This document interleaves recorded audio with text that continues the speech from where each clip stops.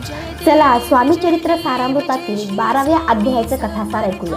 12व्या अध्यायात बाळप्पा अक्कलकोटला पोहोचतात। त्यावेळी श्री स्वामी खास बागेमध्ये होते आणि दर्शनासाठी मोठी गर्दी झाली होती। खंडोबाच्या देवळात बसून बाळप्पा चिंतन करू लागले। स्वामी अजानुबाहू स्वरूपामध्ये तेजस्वी दर्शन देत होते। त्या अवलौकिक तेजाने बाळप्पांच्या मनातील शंका दूर झाली।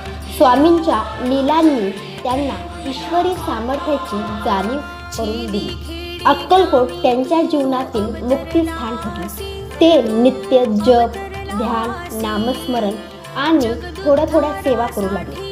हळूहळू त्यांची निष्ठा दृढ झाली आणि त्यांना स्वामींच्या निकट सेवा करण्याची संधी मिळाली।